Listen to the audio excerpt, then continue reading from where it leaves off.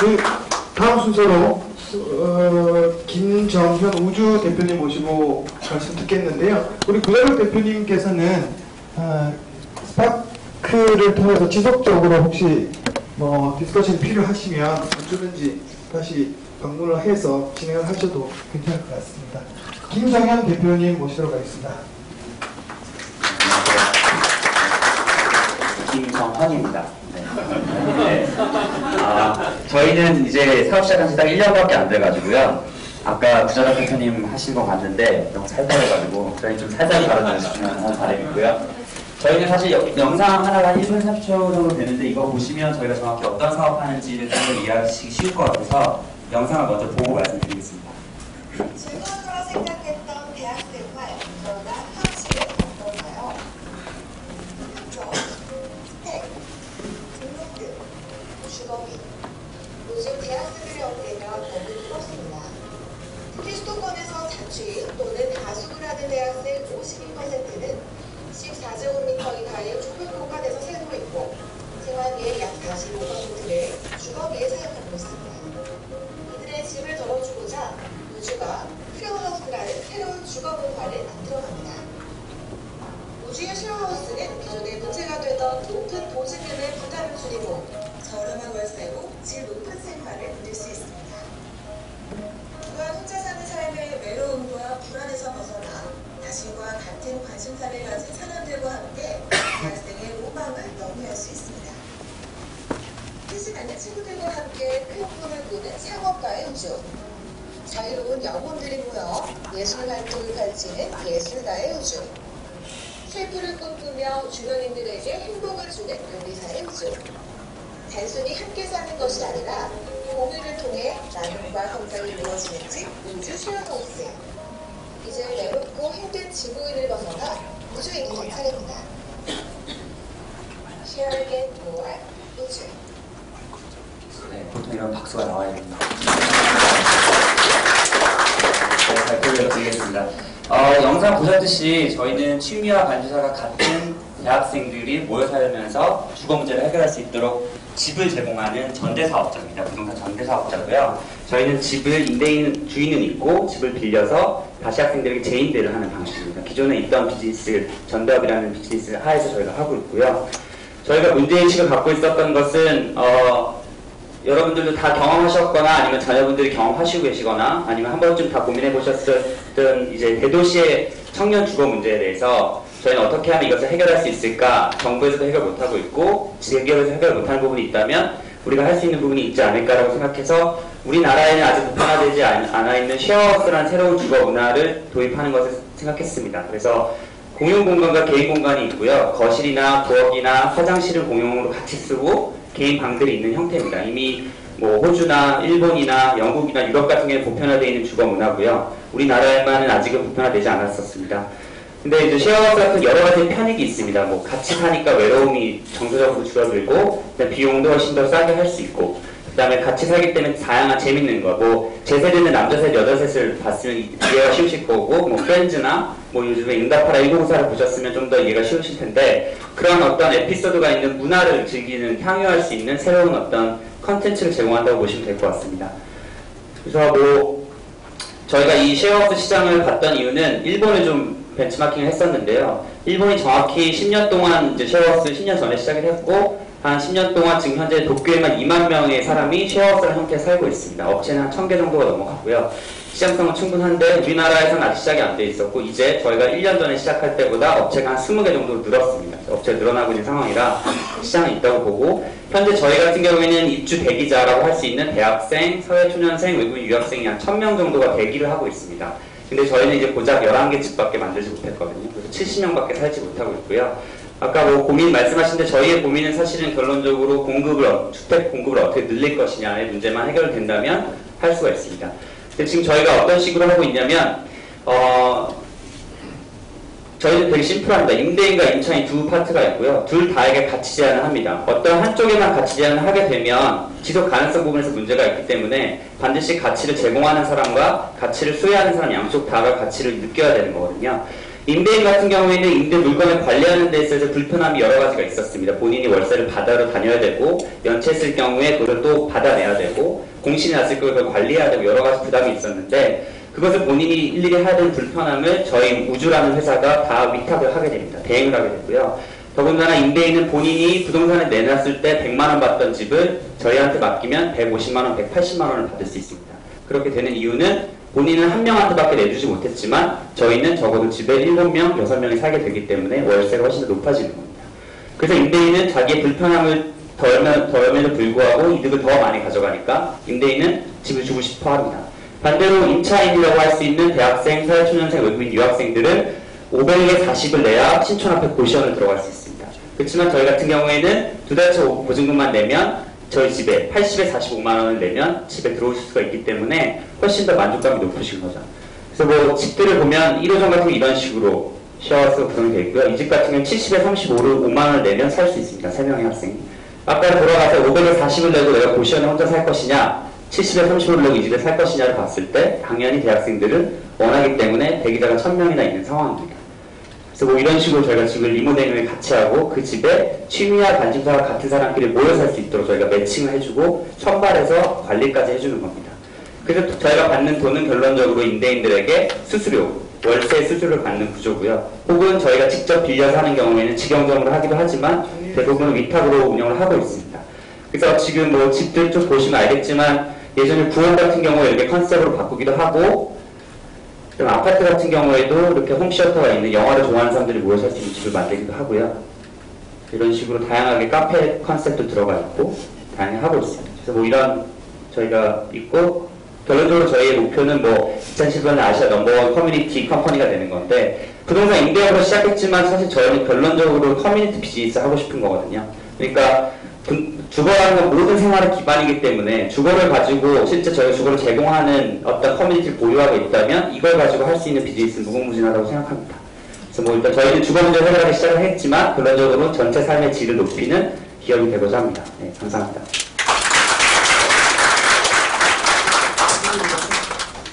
네, 질문 있으신 분 질문하셔도 좋습니다. 엉뚱한 질문일지 모르겠는데요. 그냥 제가 입주자라면 모르는 사람하고 살아야 되잖아요. 네. 아까 뭐 물론 외국에는 그런 사람들이 많이 있고 그런 게 문화가 되겠다지만 아직 한국에서는 사실은 가족하고 살든지 아니면 혼자 살든지 하는데 그런 장벽을 어떻게 넘을 거며 또 이제 이 사람들에게 혹시 뭐 어떤 그런 문제가 생기면 그거를 우주에서 감당을 하는지 어떻게 하는지 궁금해졌어요. 네, 일단 첫 번째 문제는 이미 요즘 젊은 친구들은 해외에서 다 게스트하우스 경험하고 해외 유학했을 때 같이 사는 거를 경험하고 한국에 왔기 때문에 그 문제는 오히려 없고요. 그러니까 모든 사람이 다 같이 살고 싶어 하지 않지만 반대로 모든 사람이 다 혼자 살고 싶어 하진 않기 때문에 같이 살고 싶어 하는 사람들의 대안이 없었는데 저희가 등장하면서 대안이 생겼다는 측면에서 볼 수 있고요. 두 번째로 입주자들의 문제가 생겼을 때 저희가 관리하는 매뉴얼이 있습니다. 주거 규칙을 정하고 규칙에 따라서 어겼을 경우에는 내보내는 것도 계약서에 다 조항이 포함되어 있기 때문에 그런 부분에서 지금까지 저희가 1년 동안 사업하면서 딱 2명 내보낸 적이 있습니다. 근데 어떤 중요한 어떤 중범죄나 범죄가 일어났던 건 아니고요. 트러블이 났을 때 갈등 조정 과정에서 내보냈던 건데 그 외에 지금 저희 남자 여자가 같이 사는 환상적인 집도 2군데나 있거든요. 근데도 이제 어떤 문제들이 발생을 하지 않았습니다. 아직은 저희가 어떤 성희롱이라든지 성범죄에 대해서 미리 오리엔테이션에서 교육을 시키고 이제 가는 부분들이 있지만 어쨌든 지금은 뭐 그닥 그렇게 큰 문제는 없고 문제 관리를 위해서 저희가 가지고 있는 매뉴얼은 충분히 보유하고 있는 상황입니다. 네, 다음 질문 있으세요?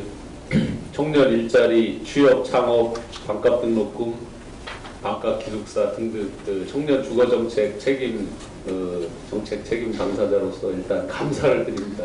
좋은 아이디어를 해서 청년들 주거 문제 해결에 이렇게 앞장서 계시니까 너무 감사드리고요. 우선 일단 질문 드리고 싶은 게 아까 수수료 베이스로 임대업자 분들한테 이렇게 수수료 베이스로 네. 수익을 창출하잖아요.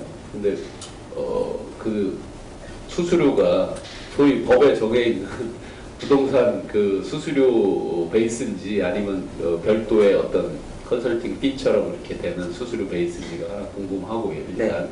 그다음에 그 수익으로 운영하는 부분에 있어서 의외로 그게 소액이라고 한다면 저 지금 뭐 200여 몇 개가 지금 확보된 포탈은 제가 알 수 없지만 상당히 많은 수를 확보해야 이 매니지먼트 사이드에 있는 사람들 최소한의 그 영위할 수 있는 정도가 되지 않겠나. 겉보기에는 굉장히 화려한 모델처럼 비즈니스 모델처럼 보이지만 실제 그 직영하는 거 외에 실제 그 임대 수수료 베이스에서 상당히 어려움이 있지 않을까 하는 거 하고요. 거꾸로 제가 하나 부탁을 드리면 그럼 이런 부분들이 우리 한국 정부에서 지금 수많은 그 대학가 청년들 저거 주거 문제 해결하는데 일반화될 수 있는 모델이라고 생각하시는지.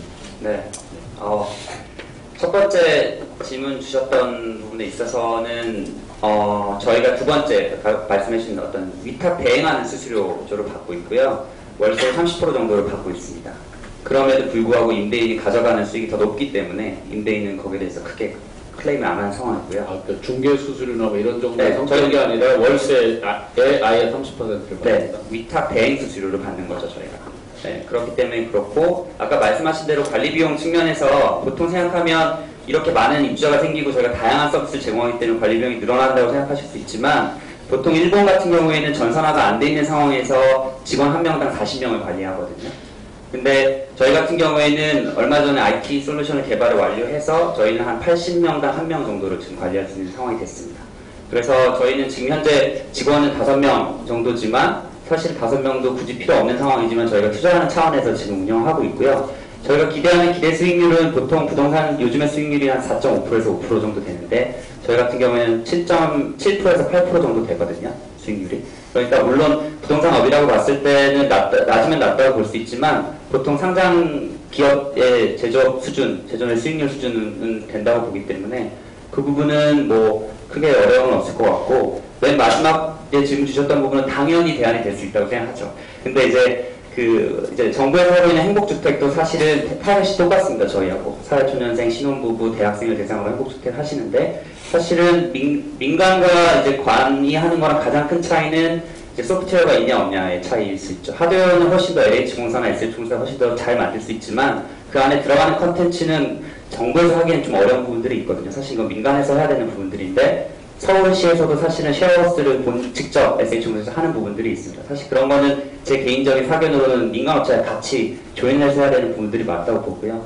그래서 어떤 정부에서 하드웨어적인 부분은 충분히 훨씬 더 좋고 더 싸게 공급해 줄 수 있다고 봅니다. 그래서 사실은 저희 회사의 객단가가 평균적으로 40만원 정도 되지만 사실은 제가 20만원, 10만원짜리 집을 줘야 되는 게 정상이거든요. 그래서 규모의 경제를 일으키면 가격을 저희 회사는 7%, 8% 상회하는 수익률이 나면 가격을 낮출 예정입니다. 지금은 그 여력이 되지 않기 때문에 할 수 없는 것 뿐이지 그걸 할 수 있는 반대쪽에 공급하는 사이드가 정부가 됐던 아니면 건설회사들의 미분양 물량을 공급을 해주던 그러한 대규모 물량만 들어올 수 있으면 반대 사이드의 임차인들은 수요가 충분하기 때문에 그런 부분이 어떤 청년 주거 문제를 해결하는데 물론 정답은 아닐 수 있지만 대안이 될 수 있다고 생각하고 있습니다.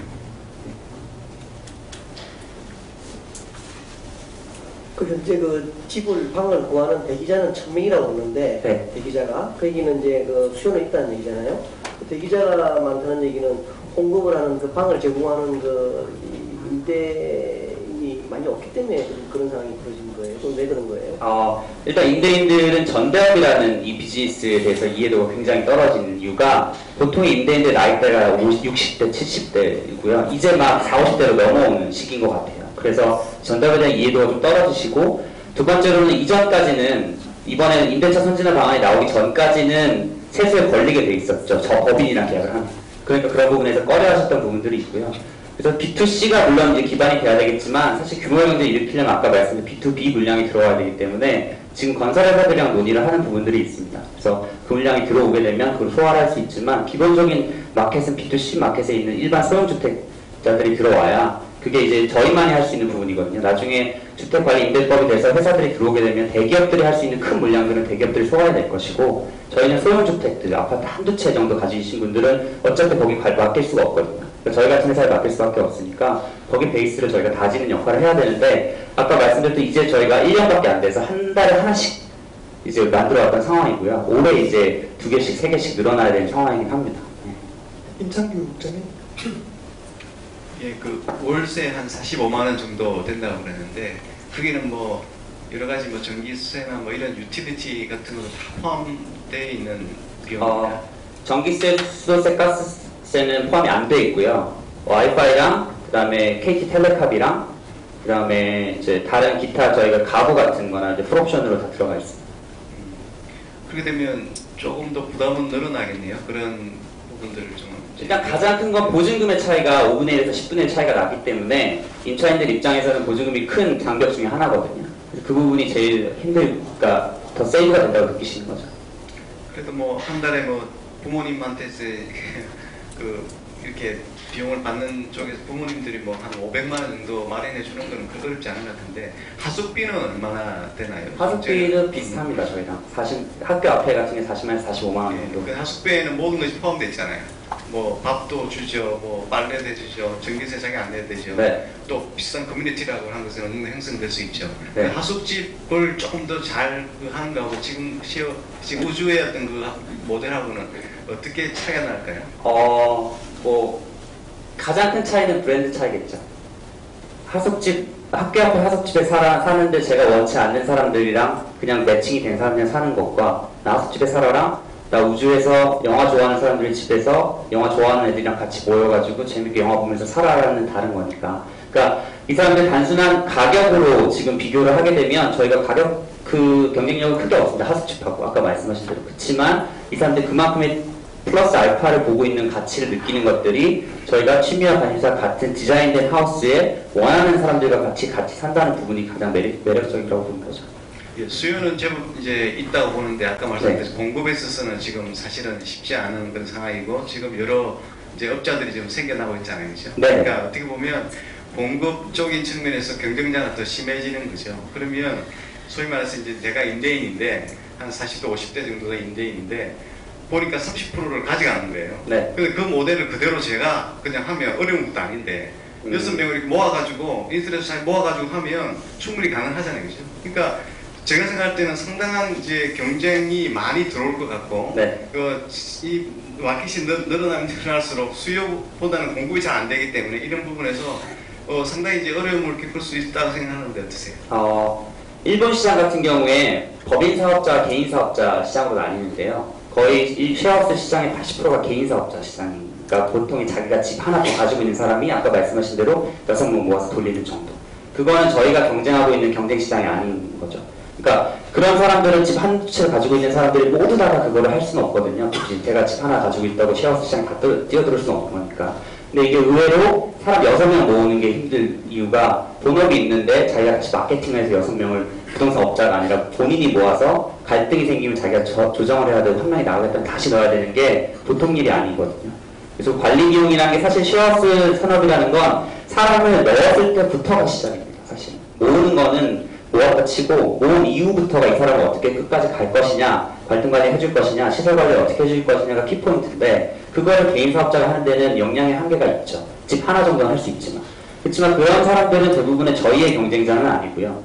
저희가 보고 있는 경쟁자는 법인 사업자로서 소형주택의 매니지먼트를 어떻게 잘 할 수 있을 것이냐, 그걸 보고 있기 때문에 시장에 좀 보는 각도가 좀 다릅니다. 그래서 아까 말씀드린 대로 전체 시장 중에 20개가 생겼지만 법인으로 하고 있는 실제 비즈니스 한다고 볼 수 있는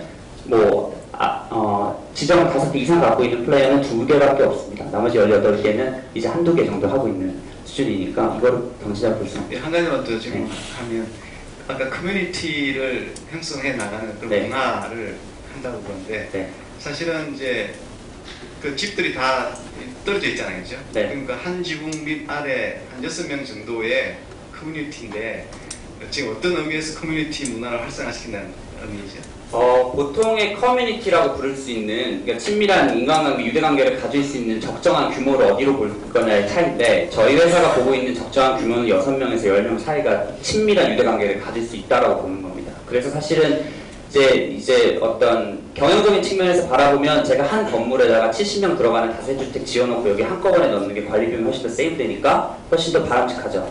비용이 적게 되니까 관리 비용이. 그렇지만 저희는 포인트를 11개로 늘리고 70명을 한 이유는 이 포인트가 여러 개가 돼야 실제 저희가 추구하는 커뮤니티라고 하는 친밀감, 유대감이 있는 사람들의 구성이 생기는 거거든요. 근데 이들이 모여있는 게 우주인이라고 하는 하나의 아이덴티티로 묶여있는 겁니다. 그래서 저희가 1년에 2번 정도 이 11개의 하우스들이 다 모일 수 있는 자리를 마련을 해주고 한번 만나고 나면 본인들끼리 가까운 지역 간에는 자기가 직접 자생적인 어떤 커뮤니티들이 있어서 같이 밥을 먹는다거나 삼겹살 구워 먹는다거나 이런 것들이 있는 거죠. 그래서 이거 쉐어하우스라는 건 사실은 이 지역에 어떤 철학을 가지고 어떤 커뮤니티를 지향하느냐, 커뮤니티를 지향 안 할 수도 있습니다. 수익형 부동산으로 그냥 한 집에 전대업을 할 수도 있는 건데요. 저희 회사가 지향하는 바는 어떻게 하면 대학생들이 합리적인 비용에서 삶의 질을 높일 수 있느냐의 부분을 관심 있는 거기 때문에 그런 차원에서 저희가 이제 커뮤니티 구성을 그런 단위로 하다 보니까 이제 좀 다른 회사랑은 좀 별개, 좀 다른 비즈니스 모델이 나오는 것 같습니다. 네, 마지막 하나 질문 더. 역시나 저는 질문 아니고 그냥 조언 드리고 싶은 말씀인데, 이미 다 파악하고 계신 것 같아요. 이미 발표 말씀 들어보면. 저는 들으면서, 이 서비스 제품, 이 회사가 갖고 있는 가치가 되게 섹시하다는 느낌을 받았어요. 마케팅 홍보에서는 소위 매력이라는 거, 끄는 힘을 이제 섹시하다라는 뜻에서 표현을 하는데, 저는 꽤 사업에 폭발력도 있는 것 같고, 시대의 흐름하고도 되게 맞아서 되게 잘 되실 것 같다라는 생각이 드는데, 그런 면에서 유일한 저거라면은 저는 수요 공급 다 있는데 자금의 확보가 문제실 것 같아요. 자금의 확보를 원활히 하는 측면에서도 그렇고, 또 궁극적으로 아까 임 국장님 말씀하신 것처럼 저는 진입장벽이 그렇게 높지 않은 비즈니스라고 보거든요. 기분 나쁘실지 모르겠지만 일단 누구든지 시작할 수 있다라는 그 진입장벽을 높이는 측면에서 여러 가지 그런 측면에서 저는 결국에는 이 사업이 궁극적으로는 브랜드 장사가 될 것 같아요. 하드웨어와 소프트웨어 측면이 있는 것 같은데, 소프트웨어 면에서 장점이 있으시고 거기서 이제 진입장벽이 있으실 거라는 얘기인데, 브랜드 치면은 하드웨어는 기능적인 가치인 거죠. 그야말로 전대 사업에 해당되는.